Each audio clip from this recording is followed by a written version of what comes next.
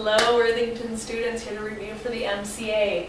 This lesson is all about the midpoint and distance formulas. So we're going to jump right in. We're going to start with the midpoint formula, talk about what it's doing and how to find it.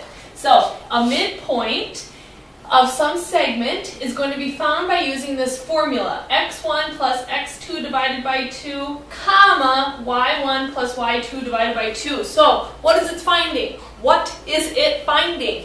It is finding an ordered pair. Some point x, comma, y. It is finding a point for you.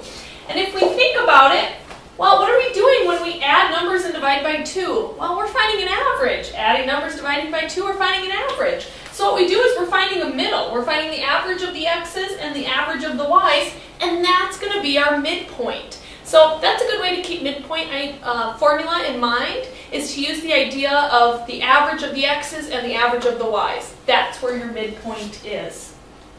So let's give it a try. So if we have some segment whose endpoints are at P, which is at -8, 3, and Q, which is at -2, 7, if we're asked to find its midpoint, well, we need to find the average of the x and the average of the y. So let's give that a try.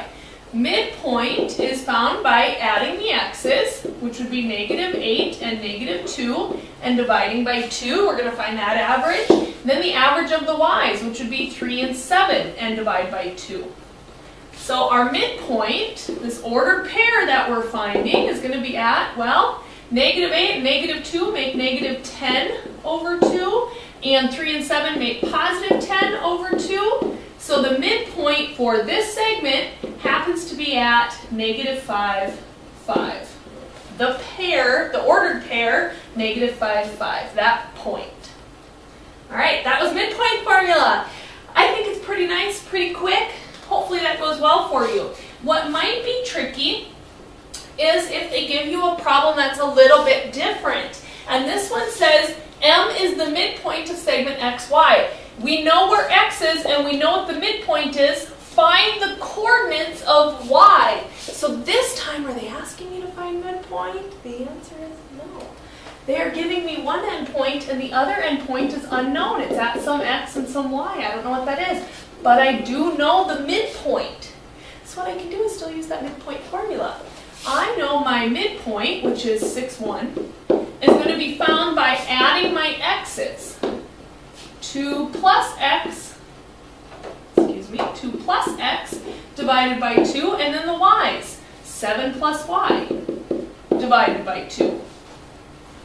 So what I know is that when I use the midpoint formula, when I take the x's x value and the y's x value, and I average, and then I find the average of the y's, my answer should be 6, 1. Well, how do I figure out where that point is? Let's split it up. I know x is going to be at 2 plus x over 2, and I know 1 is going to be at 7 plus y over 2. I know that when the average of the x is found, it's going to give me 6, and the average of the y's is going to give me 1. So that's what I need to simplify here. And to do that, we're going to use proportions. So we're going to cross multiply. 6 times 2 is 12, which is going to equal 1 times 2 plus x, which is 2 plus x. Solve for x, and we get x equals 10. Same idea for the y's. Putting this over 1, cross multiply. We get 2 equals 7 plus y, subtract 7. Y is at -5. That means the other endpoint is at 10, -5. And because they gave us one endpoint and a midpoint, we were able to use that midpoint formula to solve a different type of question. So we can actually find the midpoint, which is pretty straightforward, or we can find another endpoint when given the midpoint. So that's midpoint formula. Let's try distance formula. The distance formula between 2 points A and B are the points in a coordinate plane where the distance, the length from A to B, is going to be found by taking x2 minus x1 squared plus y2 minus y1 squared. So we're finding the difference in the x's squared and the difference in the y's squared, adding them, and then square rooting to find our length. That is the distance formula. We can use this for any 2 points to find the length between them.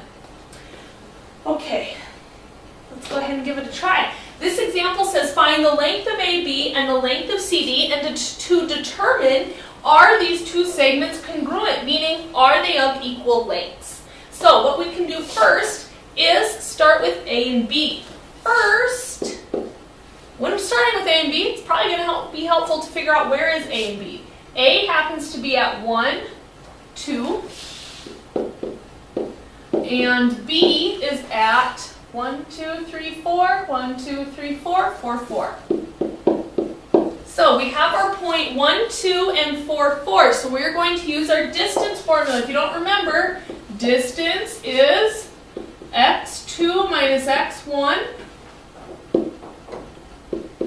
squared plus y2 minus y1 squared. So I'm going to plug this in. A is my first point, so I'm going to call this x1 and y1. B is going to be at x2 and y2. The 1's and 2's simply tell you point 1 and point 2. They don't actually do anything. We're not multiplying by anything. It's just telling me this is for point 1, this is for point 2. So if we plug that into the distance formula, the length from A to B, that distance is going to be the square root of x2 minus x1. So let's find the difference in our x's. So we're going to take 4 minus 1 squared plus the difference in the y squared, 4 minus 2 squared. Okay, now all we have to do is simplify. So if we remember our order of operations, the first thing we should do in simplifying is parentheses. So 4 minus 1 is 3 squared plus 4 minus 2, which is 2 squared. Now we simplified inside of our parentheses. Our next set of our next order of operations is to use our exponents. So that's what we're going to do. 3 squared is 9 plus 2 squared, which is 4. And then now we need to simplify underneath the radical before we can square root. So A to B equals square root of 9 plus 4, which is 13. Now, I'm going to leave that as an exact number. You could find the decimal approximation with your calculator if you want, but I'm going to leave it as root 13 for now. So I found the length of AB using the distance formula to be root 13. Now, let's use this same formula, same ideas, same concept, to find the length of CD. So, first step, let's identify where's C and where's D. C happens to be at negative, because I'm going left, 1, 2, 3, 4, negative 4, 0, no up and down. And D is at, let's see, left 1, down 1, 2, 3, so we'd be at negative 1, negative 3. Remember how to find your points on the coordinate plane. So, let's go ahead and use that distance formula. The length of CD equals the square root of the difference in the x's. Let's remember, this is the first point, so I'm going to call it x1 and y1. This is my second point. I'm going to call it x2 and y2. So I'm going to find the difference in my x's. I'm going to take negative 1 minus negative 4. Yes, I am subtracting a negative squared plus negative 3 minus 0 squared. Now, why was it important to make sure that I noted that we are subtracting a negative? Because that could really change the problem. Because subtracting a negative turns into addition. So when I go to simplify inside of my parentheses, I actually have negative 1 and positive 4. Well, the positive 4 is pulling harder by 3. So I'm really left with a positive 3 inside the parentheses. That's being squared. Instead of that negative 5, it was never negative 5. You had to make sure that you subtracted a negative. And then we're adding that to negative 3 and 0, which is simply negative 3, still in parentheses, squared. And then now we're actually going to do our squaring. So the length from C to D is going to equal the square root of 3 squared, which is 9, plus a negative squared is positive. As long as that was in that parentheses, which it should be, that negative squared is positive and 3 squared is 9. So the length from C to D equals the square root of 18. And again, I'm going to stop there. You can find the decimal approximation if you want, but if we notice, this one was root 18, this one was root 13. Are those identical? Are they congruent? Are they of the same length? The answer is no. These two segments are not congruent. they do not have the same length. And we use the distance formula to prove that.